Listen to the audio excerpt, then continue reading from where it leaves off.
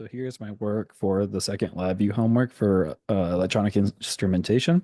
I'm Zachary Alt, and I just wanted to start looking at the front panel. So here I have my toggle switch. So that's going to alternate between whether or not the program is running the Y data and plotting plotting inside of this chart, or it's running the Z data and plotting inside of that chart.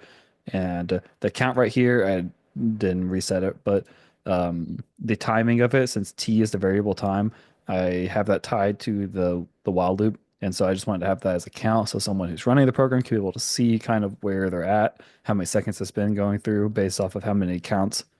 And then the stop button, of course, just so you have some place to end the program. And then these three charts, M1, M2, and M3, are plots because each of the inputs, M1, M2, and 3, are based off of time. And that way you can see where they're at based off the data. We can move to the block diagram. So the block diagram is set up right here with a while loop. And so starting, we have the wait block right here. I set it to a 100 constant. And so that, I believe, makes it so it reads data every 10th of a second. So every second you get 10 readings. And then that allows me to kind of have that timing as the iteration as the input.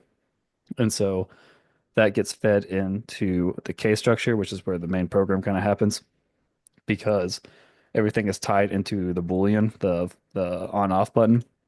So we have two cases, true and false, and that ties into both this case structure and the case structure that's inside of the sub VI, the mean that was required by the prompt. So we can look into the mean. It has three inputs, so that's what our M1, M2, M3 are going to be in an output. And if we look in the block diagram for it, you can see right here for the true, it's going to run the Z program, and the Z program is required to have each of the inputs are squared, added up, and then divided by 3. It's always going to be 3, so I just had it as a constant, and then square rooted, and that gives the output. If we flip it to false, that is where each of the inputs just gets added up and then divided by 3, and that's the output.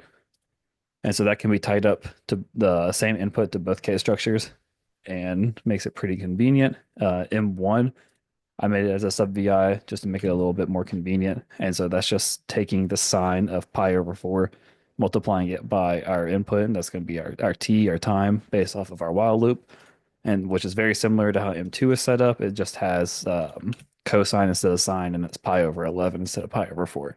But the structure should still be the same. You'll notice that M3 doesn't have one, and that's because M3 is just M1 times M2, so I thought it was just easy enough to put a multiply block in here and then call it a day.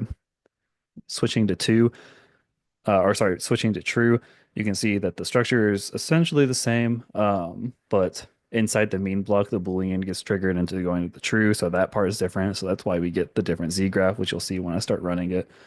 Each one of the M's doesn't really matter depending on which K structure is being run. And so they're outside, and each one of the M's just fills in that plot at all times.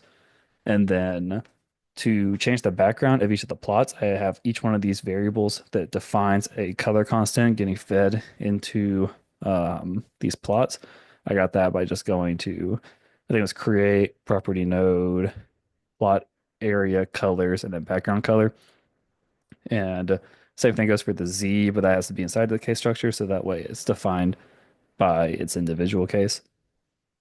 And I believe that's all. There's the stop button if I haven't mentioned it, but if I hit run right here, you can see the toggle switch is off, so the Y is being run, and then M1, M2, and M3 are continuously running at all times. So we want to be able to change which graph is being filled based on whether or not the toggle switch is on or off. So if I just flip the switch, immediately Y stops getting data, and then Z starts filling in data. The M's, nothing happened. They weren't interrupted. And once the Z reaches over 100 and I decide that's good enough, I can just switch back this switch and then Y starts filling in again. And I believe that's all. Thank you.